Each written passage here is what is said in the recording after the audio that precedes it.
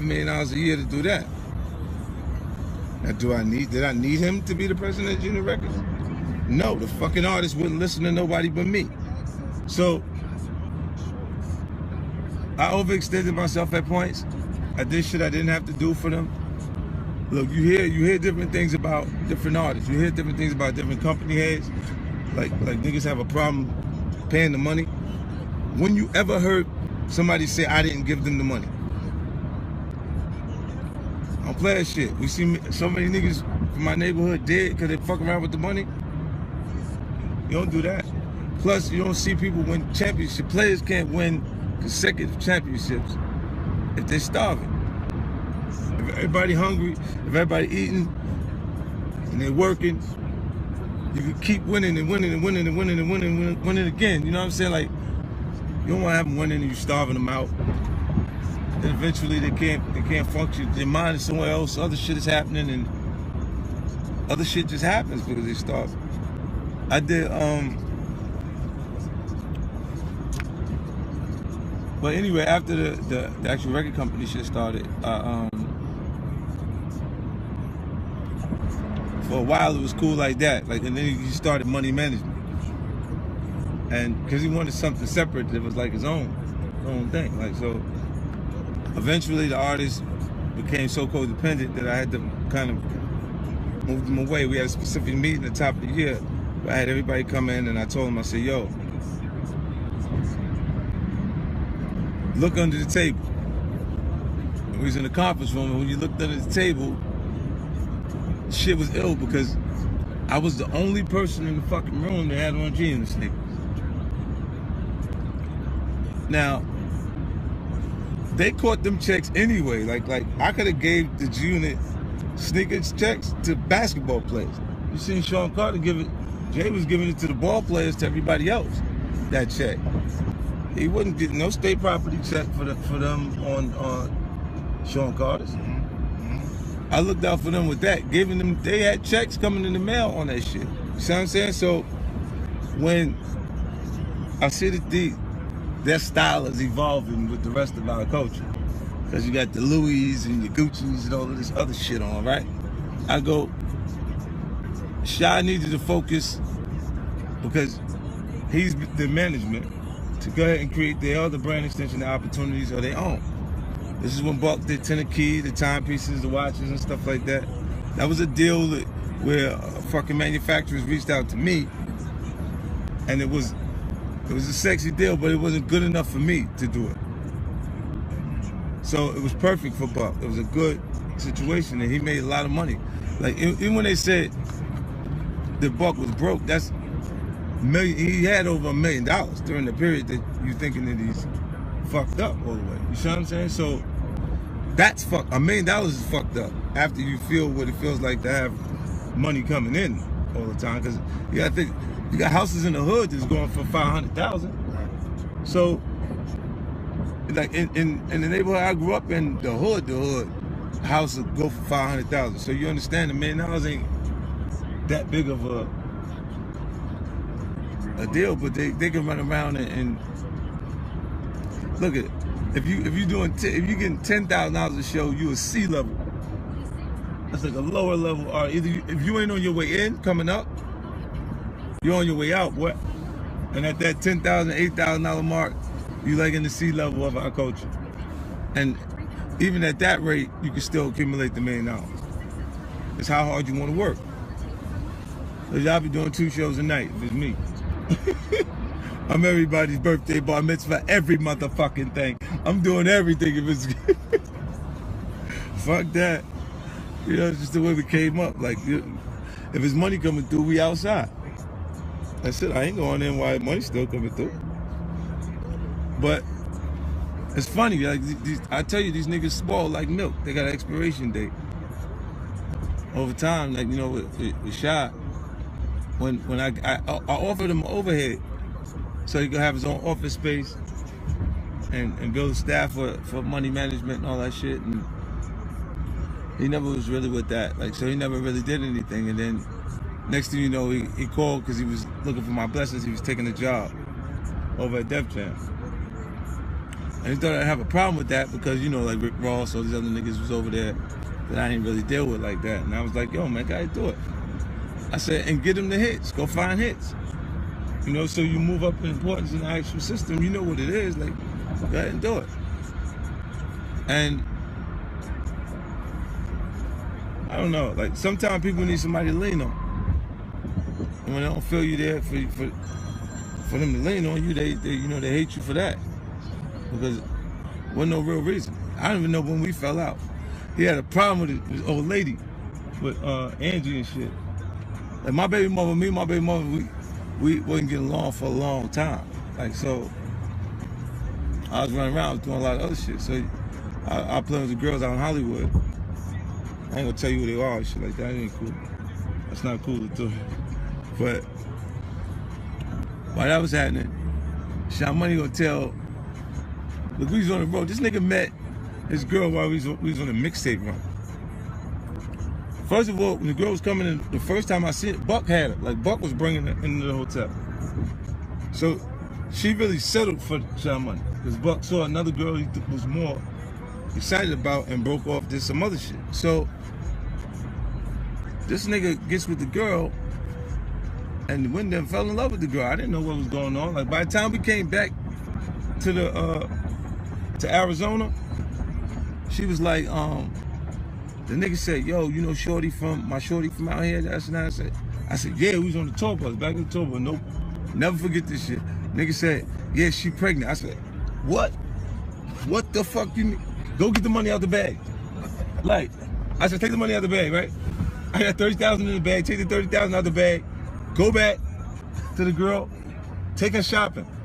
Take her shopping at the less expensive place, so you shopping all day till you're tired type shit, nigga. And then after you're done tired, shopping and shit like that, you tell her, baby, look, I don't want this to end. I want this to be the way it is right now. I don't want to mess it up like I did my other relationship, moving too fast and bringing kids into this shit and all this other shit, and then take her motherfucking ass down to Choices. Right? This suck ass nigga went and told the bitch, I told 50, nigga said I told 50 you was pregnant, and he told me to take you shopping and to, you know, have you have an abortion. I'm dead. I'm dead. You figure out where his kryptonite is at, right? Bitch, had that nigga jump off a building.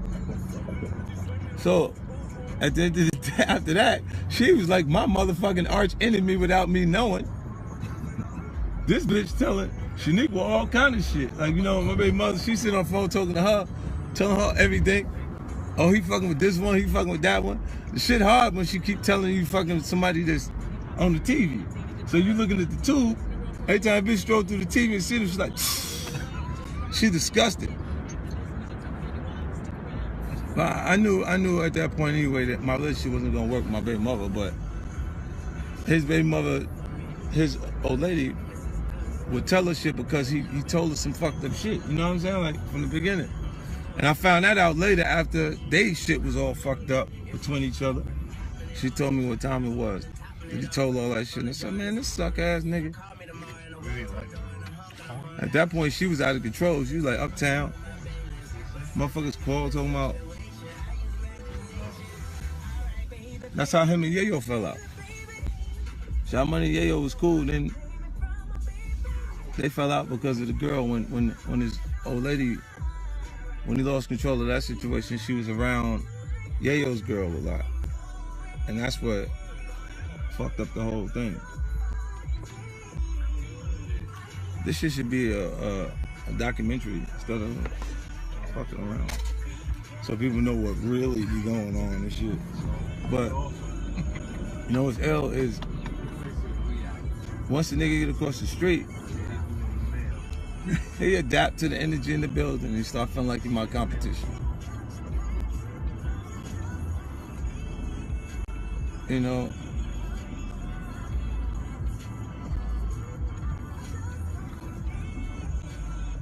I'm just doing what I'm doing. But you watch and you see niggas get in the area around niggas and you start adjusting. Like, one time I had a party at the house, right? Big ass party, right? Like 1,500 people came, right? I got a big nightclub in my crib in Connecticut. Everybody there. This nigga brings a nigga from his neighborhood, right? Just got out. And is running around telling this nigga, yeah, I got you, you know what I'm saying? You know, showing him around the spot, you know, in the house, everything. And he's like, yeah, you know what I'm saying? Like, so this nigga eyes is wide. He like, God damn, these niggas got a lot of motherfucking money. At the time, if I was actually, to build, you can't build a house like my spot in Connecticut. They won't even permit it because it's too big. It's 55,000 square feet. It wasn't done legally the first time they did it. You see what I'm saying? The guy who built it illegally. So now, like, Mike bought it. I bought it for Mike. We in his house. He walking around showing this nigga all this shit. He telling him he got him. He got a Ferrari, got jewelry and shit all over the place. Now look, after a while, the sucker shit start coming out of him because he's a sucker. And the nigga don't answer the phone for the boy. Nigga start calling him, yo, what's up, my nigga? He not answering the phone. So, while he trying to do his little 1-2 on niggas, like come through in the neighborhood with the Ferrari and shit like that, he go to the barbershop out there. And they must have got a phone call that the nigga was around, like in the shop, shit. Cause they was excited, yo, your man around here, you know what I'm saying? So they don't know he ain't feeling like that's his man no more. Nigga come, he got his little man with him. They come in the barbershop, bam, shoot on the floor. They pull the gate down on the barbershop. Boom, shoot on the floor, take the motherfucking jewelry off. Take the jewelry off the nigga. In the barbershop. And then I'm like, huh? God damn, this nigga's like associated to me in a different way. Like he's around me, like, you know what I'm saying? So I tell the nigga, I was like, yo. I'm like, Shot, what you gonna do? He go, huh? He's stuck. He ain't doing nothing. You know what I'm saying? So I'm going, hold up. I told the nigga, I said, don't buy no more motherfucking jewelry. Right? Because it's stopping me from my regular day of the shit that I'm doing. But don't pick up no more motherfucking jewelry because you don't know what to do if a nigga take it. And then these is niggas that you know. They out on the street, they're looking at you like a bite to eat anyway. You legendary sucker. Like you've been a sucker for so long that they're looking at you going, how this nigga get on? How he get in this situation with 50 in them? And I fuck with niggas not necessarily because of them how gangster they is. It depends on what their position is. Like if you're there to make music, let's make music. You ain't got to be out in the street running around doing all that other shit. But when you start to get reaping the benefits and you start doing this shit and wearing this shit and running around, man, you gotta be kidding me, man. You gotta know at least how to handle it if a nigga do some shit like that. But I think he was bringing that guy around because he was going to like have him as his support if something like that would happen. But now that you done fucked him off, the nigga taking this shit from you, you know? And that's exactly how that shit went. And then when he got over there to Epic, he started trying to do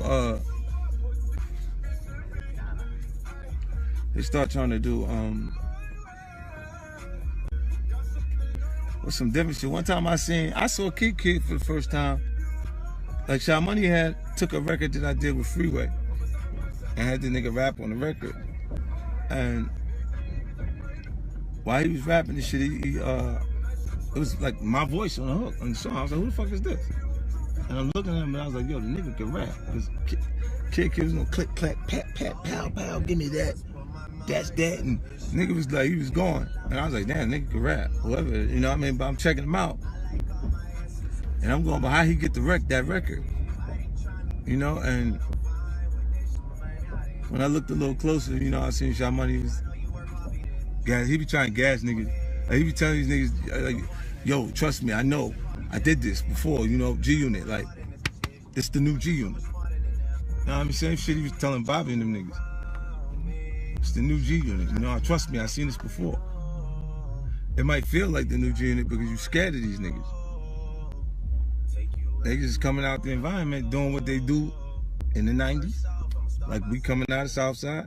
And because they not really familiar with that element. It can feel the same to you, but shit ain't the same. You know? What door you want me at? 3A? Low key, he had ownership in SLOWBUCKS. G. Okay. Tell you about that shit. Why he had the ownership in slow shit is why he got them a deal on Epic. So he can kind of use the music to promote clothing and all the other shit like that. So they got their little deal running. As soon as they pull the dumb shit, and Slow got to get it. Slow got his jaw broke, chain took. You'd be really looking at him funny if you realize the chain is silver. They done spray paint it. Nigga that took the shit was so mad he wanted to hurt him for that. He said, look, nigga was like, man, I should go get this nigga for having his fake shit on his neck. I'm like, nah, leave him alone. Let them make another move before something happens.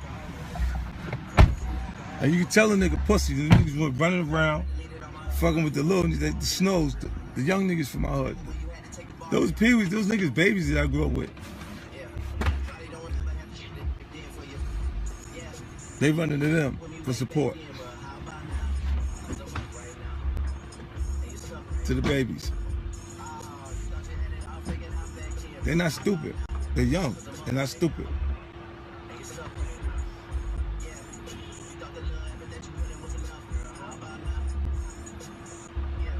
At the end of the day, I put that nigga ass out of business. Yep. I got on the phone with Mark Echo. Because I made all my money with Mark Echo with you in the clothing. We made it to a point we was doing $80 million a year in retail. It sounds like a huge number, that's the number, but 10% of that is the actual money. So while you saying you're doing 80, you really doing 8, and we splitting it 4 and 4. At the time, still honest to God truth, put that on 8. And these the niggas that's distributing them little SLOWBUCKS shirts and shit like that. So I told the nigga straight up, I said, this nigga making himself my enemy. And if you working with him, you financing him. The other end of this shit. So without me notifying you, you gonna become my enemy. Then all of a sudden you start to see it my way, so they drop them niggas. And you don't see those SLOWBUCKS shirts on sale nowhere no more. That's how it go. And L.A. Reid, I talked to L.A. Reid. And then they make all these fucked up moves, so Money got his ass